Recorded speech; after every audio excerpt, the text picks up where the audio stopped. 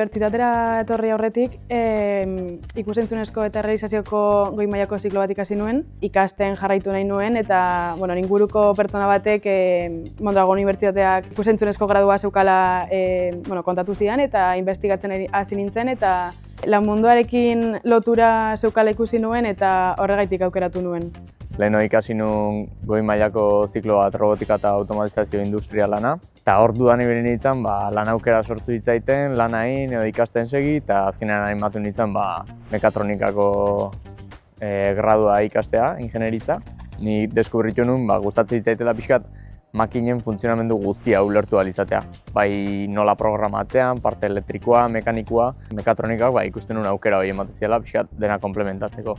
Gradua hain baino lehen, pentsau nuen hoberena igual goi mailako modulo bat itxia zala, eta hori ondoren aukeratu nuen gradura sartzea.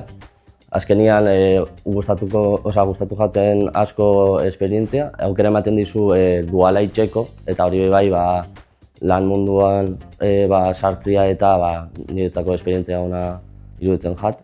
Gradua dauka esperientzia internazionala, eta niretzako hori bai bastante garrantzitsua da. Ni aurten lehenengo maila hasi naiz, lehenengo mailako moduluak egiten, eta bigarren mailako moduluak lantzen bukatu dut, eta nire onurarik handiena izan da gradua 4 urtetan egin beharrean 3 urtetan egingo duela.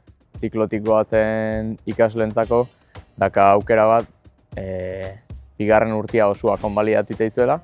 Orduan karrera 3 urtetan egiteko aukera emateizu, eta 3. urten nola duala emateko aukera ere badagoen, azkenen lehenengo urtea ikasi eta gero 3. lana eta ikasketak komplementatuz ikasten jarraitzeko aukera on bat emateizu. Azkenen lan mundua sartzeko nik uste ate asko irikitzaitula, eta beste ikasketa ikuspuntu bat emateizu, beste maila puntu bat, ezta?